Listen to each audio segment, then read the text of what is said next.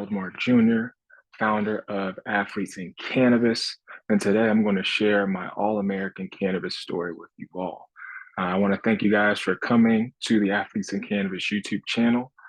This has been a long time coming. I've started on Instagram and then slowly started to share my story. I recently became a published author in a book called Courage in Cannabis by Dr. Bridget Williams. So definitely go cop that. I have a link to that at the end of this presentation. But I just wanted to share my story. I'm a former Division I All-American at Ohio University, former NFL free agent. Tried out for the NFL in 2013 with the Oakland Raiders. And so here's just my story and my experience and perspective on cannabis, the cannabis landscape, and just my life. So as you can see, I got my Athletes in Cannabis logo down the corner. I also got the NCAA, NBA, NFL, and MLB logos with the cannabis plant. And I just thought that was pretty cool. Our logo is kind of like a Superman, action figure type logo, because our athletes are superheroes. I feel like as football players, a lot of times we're superheroes to a lot of kids and young men. And even older men. And so it's just kind of showing that duality there. So I have a few pictures here from my football career, my college career, and then I did some modeling and acting. And that's what the main background photo is, a commercial I did as a football player for a sports performance company back in the day. All right. So who is Gerald Moore Jr.? I'm a husband, father, founder of Athletes in Cannabis, co-host of the Ohio Cannabis Report, the president of Green Environmental Outreach, GL, a 501c3 nonprofit, St. John's College High School alumni, Washington, D.C., class of '08, Ohio University alumni, class of 2012 with a Bachelor's of Science in Health. I was a scholarship athlete, All-American, all-conference captain, mentor, impact player, two-time bowl and division champion, NFL free agent with the Oakland Raiders. So here's some pictures. You got my 4 rings from college. This one right here, I don't know if you guys can see the arrow, but the Ohio one, that's our first bowl championship that we won in the history of the school. So it's the first one. The black Attack Cat, that's the second bowl win that we won. And then these two won the gold one with the green. We went to a bowl game for that one. Played in the Superdome, which was pretty dope. We lost, we got blasted, but the ring was part of our gift package. And then this was my redshirt freshman year. I was All-American. We went to the MAC championship, went to a ball game, lost, but still great memories. Here's my helmet from when I tried out for the league. Didn't get a lot of great pictures from my NFL tryout.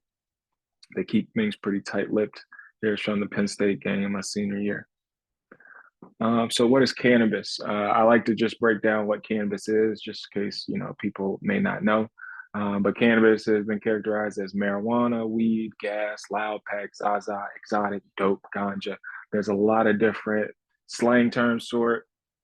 The scientific term is cannabis. The term used in media is typically marijuana. The terms on the street, weed, gas, loud pack, zaza, exotic, etc. So cannabis is a psychoactive drug from the cannabis plant, native to Central and South Asia, and the cannabis plant has been used as a drug for both recreational and entheogenic purposes in various traditional medicines for centuries. You also have the hemp plant. Hemp is also basically the cousin of cannabis, so you might see this around a lot. Delta 8, Delta 9, THCA, but that's just hemp, which is pretty similar, just doesn't have the high levels of THC. So you have your different types of cannabis. You have your indica, you have your hybrid, your sativa. Things have gone more towards terpenes, so you really want to know the terpenes. Indica is kind of like, it's a reference point. A lot of things are hybrids these days. I'm more so an indica, which is a more like body high, head high, more sedating, relaxing. Sativa is going to be more your uppers. So you want to be active, you want to get focused, you want to be creative, things like that, you're going to use sativa. Cannabis typically comes in flower form, that can be smoked or vaped. Then you have tinctures, edibles, lotions, patches, and a few other various forms of consumption to get the cannabis into your system. Terpenes matter. So terpenes is really the flavor and what the cannabis smells like. So terpenes are organic compounds found in various plants, including cannabis. They are responsible for the distinct aromas and flavors associated with the different strains of cannabis. Terpenes also play a role in the entourage effect, which refers to synergistic interactions between cannabinoids and other compounds in cannabis. They can have various effects on the body and mind, potentially contributing to an overall therapeutic benefit of cannabis. Here are the different terpenes that cannabis typically has. So you have this one, mental alertness, memory retention. You have stress release and calming, carotene. You have humulene, anti-inflammatories, limonene, mood elevating, stress relief, linalool, lavender, mood elevating, sedation, myrcene, hops, lemongrass, mango, thyme, mood elevation, sedating, terpene, trees, tea trees, apples, cumin, sedating. So these are the type of feelings that you may be going for when you consume cannabis, right? A lot of people deal with pain, stress, anxiety. So here are the stigmas that I typically faced, or people that I was around, especially playing sports, faced when I was playing. You got the stoner, pothead, lazy, thug, drug dealer, poor decision making, untrustworthy, rule breaker, troublemaker, drug addict, character flaw. And so when it comes to sports, a lot of times you see players getting characterized in the media certain ways, right, for consuming cannabis or for failing a drug test. And these are a lot of the words that are tossed around, not understanding that words are powerful. At the end of the day, when you're characterizing these people in their humanity as this just based on football because they broke some rules for football, when you think, oh, well, they broke the law. Well, technically, if they didn't get caught, or if they got caught because they had to pass drug tests, but they may have not gotten caught, there's people doing it, right? So yes, they broke the law, broke rules, but again, why are they doing it, right? Athletes deal with a lot of pain, trauma, stress. They're dealing with the same realities as a lot of other people, mounted on that with, having to support a family, having to be maybe the wealthiest person ever in their family, maybe dealing with stress, maybe dealing with contract renegotiations, maybe dealing with family issues. There's just so many issues that athletes deal with alongside being in the limelight, that a lot of times, the average person can lose sight of because the average person isn't playing in front of millions of people, and having their lives dictated and talked about by a lot of people. And so these are some of the things that I've heard athletes in particular get called when it comes to cannabis. So why I medicate? Here's a photo of me. This is when we played at Penn State, 110,000 people. This was the post game. As you can see, all the microphones, all the recorders. We actually won this game. It was a big game, ESPN game. First game of the season. It was on my birthday. I actually played with a high ankle sprain and got 2 shots of Toradol right in my ankle just to numb the ankle. As you can see, my captain patch, I was a captain on the team, so I really felt, I had to be there for my team. And so these are some of the sacrifices that athletes take to really perform at the level that you see them performing at. And one of the reasons why I consume cannabis is because you deal with pain, you deal with the trauma, you deal with just the pressures of what it means to be a scholarship athlete or a performer in America on the highest level. So, you deal with performance anxiety. And this was, for me 10 years ago. So it was before we were really talking about mental health at a high level. It was before the conversations about mental health, stress, anxiety, depression, PTSD, before it became normalized for us to say, hey, this is a problem, this is an issue, before all these studies came out, before the study came out that we need to talk about this. Yes, it's tough. Yes, it's challenging. Yes, it can be embarrassing to certain people. But in the reality, like a lot of people are dealing with these things, and the only way that we can help ourselves and help each other is to kind of talk about them and put this information out there. So I definitely dealt with performance anxiety, stress, PTSD, and it's like anybody else, you know, like before a game, it's those nerves, it's those jitters, those butterflies. So it's not necessarily a bad thing, but it's also how do you calm that down? You know, yes, you can take calming breaths, deep breaths. You can meditate, visualize. Those are all components. Cannabis is just another component of helping in that in that area for a lot of athletes. Then you have pain, injury, recovery. So as an athlete, you're always training. You know, you train throughout the week. You know, then you have a game, or you practice throughout the week. Then you have a game. Off season, you're training. Pretty much, you know, year round. And so you have to give your body some rest time and recovery time. But also that's when cannabis comes in. You know, cannabis can help pre-workout. It can help in the middle of a workout. It can help post-workout. So again, you have athletes dealing with pain, the muscles tearing, whether you're training to get bigger, faster, stronger, whether you're coming from an injury, sprained ankle, strained, contusions, what have you. Then the recovery process. Cannabis helps to relax the body, helps with inflammation. A lot of injuries, you're going to deal with inflammation. Obviously, with the pandemic, COVID, cannabis became an essential service, and cannabis helps with breathing, and also mental health. Then I have lifestyle and performance enhancement. $100 to anybody that can guess who number 27 is from Central Michigan. If you can guess that, put it in the comments. But this is Antonio Brown. So I got to guard Antonio Brown in the MAC championship. This was my red shirt freshman year. They blasted us, but it was a good game. So I got to guard him. He's definitely a beast. And I played safety. So just in terms of lifestyle enhancement, you know, cannabis is something that just like somebody has a glass of wine, somebody has a beer, somebody has an old fashioned, you know, having, you know, an edible, having a blunt, a joint, having a vape pen. You know, I got my vape pen. I keep my vape pen here on deck always. Got some extracts in there. Running low on that one actually. Performance enhancement, helping me focus, helping the body relax.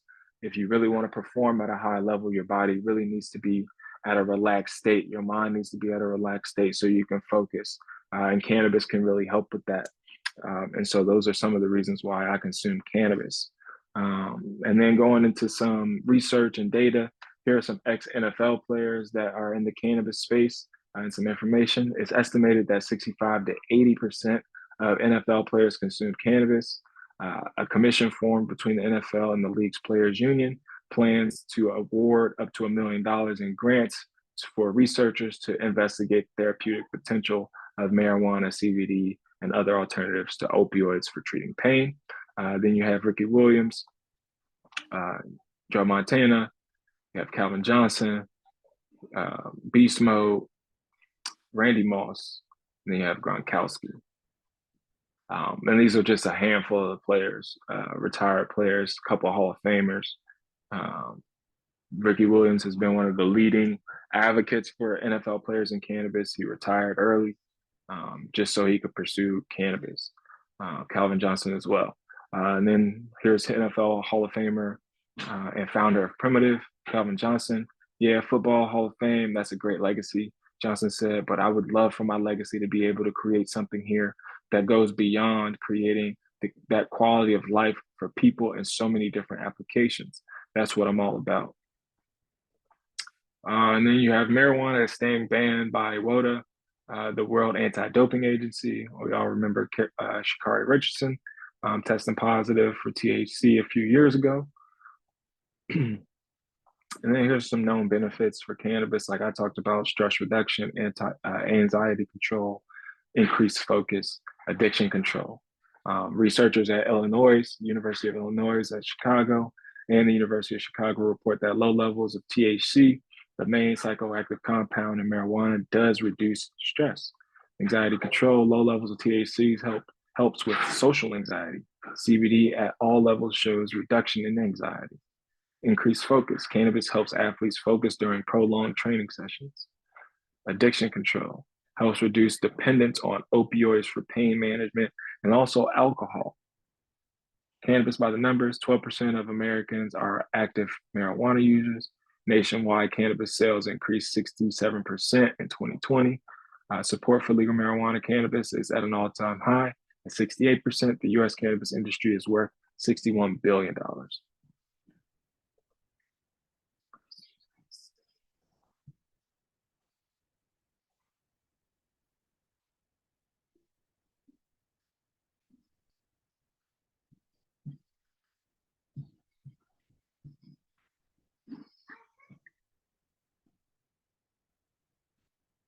And if y'all can remember, that's Stephen A, old school Stephen A.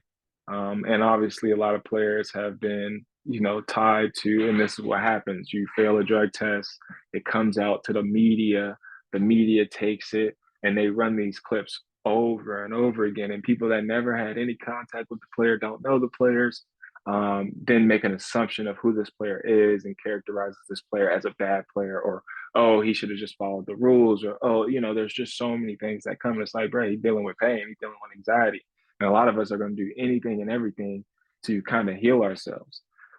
Here's Kevin Durant, two-time NBA champion, two-time NBA Finals MVP, and he's talking about cannabis.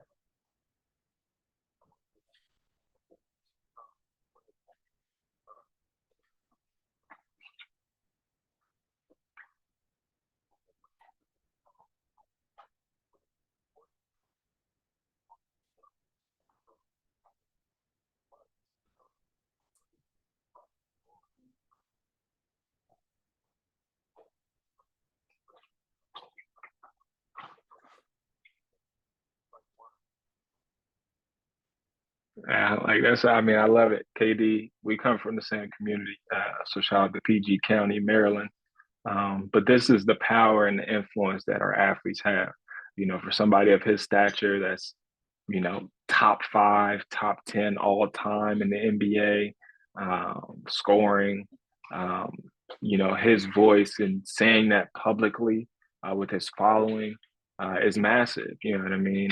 And showcasing that, hey, I could be on a public stage high, and because most likely he's medicated here. Um, and be perfectly fine, and perform at the highest level in the world as an athlete and as a businessman, because Kevin Durant's also a great businessman. There's a lot of different business ventures, making a lot of money. So it just shows you, that the stigma behind it, um, you know, really noise. Here's Ricky Williams, ex NFL player, Heisman Trophy winner.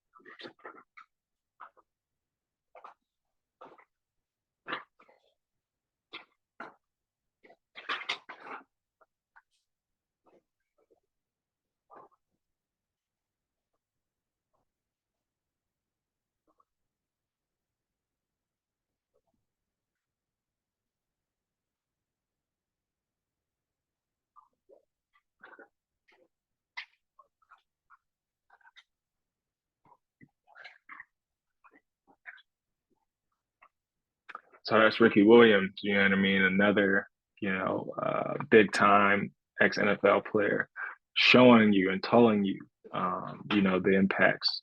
And these are great players, these are players that played at a high level. Here you have two NBA players, Al Harrington and Allen Iverson. Everybody knows Allen Iverson. And they have their own cannabis brand as well. Um, Also, when we talk about social equity when it comes to cannabis, a lot of families and a lot of communities have been disproportionately impacted by the war on drugs and the criminalization of cannabis. And they typically look like me and guys like this. And so when you look at the wealth that was destroyed, when you look at the communities that were destroyed, the fathers that were taken out of households, the grandfathers, uncles, cousins, brothers, for weed, smelling like weed, and hit with large sentences. Um, we have a lot of reparative justice to do, and cannabis is one of those ways that we can do it in our communities. Here you have Mike Tyson, who's been a big advocate for cannabis. What a mistake that was. I should have smoked my entire career. I should have smoked when I was fighting because it put me in this different state of mind. I'm very relaxed, and the more relaxed you are, the better fighter you are, at least in my case. Then you have Chris Webber, ex-NBA player, Hall of Famer, Michigan guy, doing great work in Detroit. Here you have Isaiah Thomas, who's the CEO of One World Pharma, Eugene Monroe, Megan Rapinoe, Matt Barnes talking about smoking while he was in the league. And here's the end of the presentation. You can follow me on social, YouTube, Instagram, LinkedIn. Gerald Moore Jr., Athletes in Cannabis, Courage in Cannabis. You can take a picture of this book for my book. But I just want to say thank you to everybody who's joined in on this conversation with me. I appreciate you guys being on the presentation. And continue to do research and continue to advocate, even if you're not a professional athlete. If you see yourself as somebody that's in the health and wellness space, our doctors need to be more educated on cannabis. Our nurses need to be more educated on cannabis.